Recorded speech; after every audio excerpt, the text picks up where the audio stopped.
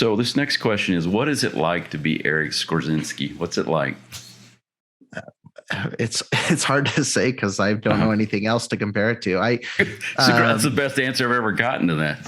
Yeah, I mean, it would be easier if I said like, oh, it's not like this, but it's only been this. I would say it just feels very normal. There's I would say the emotions I'm typically feeling are I feel a lot of energy. I always feel like I've got a lot going on constantly. Like I'm just going to combust at different times. And I would say I feel a lot of frustration, which I didn't think about when I first read the question, but a lot of times I feel like I bet some of my answers, I feel like I'm so close to this, or I feel like I'm close to pushing this boulder to this point. And I felt that for as long as I can remember, like this, like once I get out of high school, I can do what I want to do. Or once I get through this internship, I can, do this, or once I get done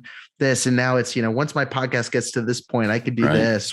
And so I would say it just feels like a lot of constant change and pushing and, and frustration, but I don't mean that in a totally miserable way, but frustration, just that push, like I know what I want and I have clarity on my goals that's increasing constantly, but it's the frustration of like, how do I get there? And, laying down at night going like, okay, there's still so much there. And like, I hate that I have to like stop and sleep and rest and then try again tomorrow while I'm losing ground, trying to move forward. So, totally. But yeah, I mean, and on a more positive, I mean, I spend a lot of time with my family and, I feel Beautiful. Like I'm in being a dad is super important to me. And so there's a lot there, but I would say, like I said, I mean, it's hard to know.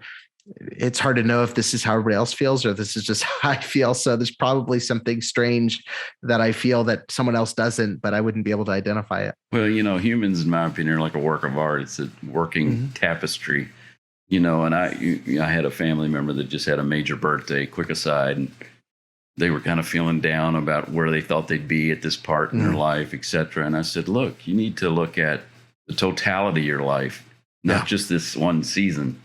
Look at the whole, and I started laying out kind of like a heroes list, and I said, these are just the things I know about you. Boom, boom, boom.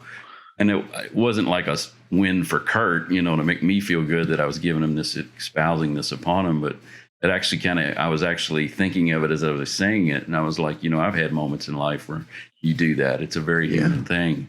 Well, we're taught to do that. We're trained by culture and society, whatever you want to call it, to have these like things we need to be able to say like, oh, this is my crowning achievement. I did this. And I think sometimes stepping back and realizing how beautiful it is, there's people at your birthday party, there's some people that don't have anybody there. I had a moment like that. I tend to feel very alone. I just talked about that in one of my podcast episodes with somebody, and sometimes I'll feel deeply, deeply alone. And, I had a season where I really felt like that. I felt like nobody cared. I felt like, all the things we tell ourselves, and my phone kept going off all day it was like a Thursday. And I kept sitting there and I'd be like, I'd step outside and I'd walk around my complex and be talking on the phone. I'd come back and my wife was like, what's wrong? And I'm just like, I just feel like alone. I feel like there's nobody cares where I'm at. I'm in this horrible position. And then I got another call. I went outside, talked. I got like 7 or 8 of those. And she's like, who's calling you? I was like, oh, it's just been this person calling and just check in to see how I'm doing. And right when I said it, I was like, oh, I've got like 8 people that have taken the time to come and call me and talk for 30 minutes, And so sometimes like now I look at that and go like, that's an achievement. Like I have relationships like that, I can point to and say like, I built that. That's way harder than making your first 6 figures or making your first whatever. That's an achievement. And another thing that you'll see as you go on and you get to larger milestone birthdays, quick aside, and we'll come back.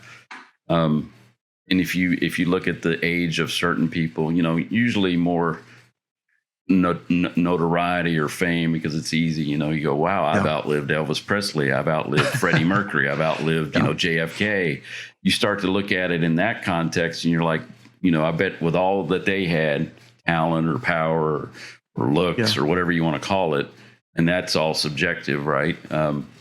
You know, I bet they would love to have this day that you've got now, because we don't know. We believe there's stuff after this, but here nor there, it's just as I get older, I have that thought to myself. I'm like, wow, that is an interesting thing, because you don't think of them as being younger than you because they're these iconic type people.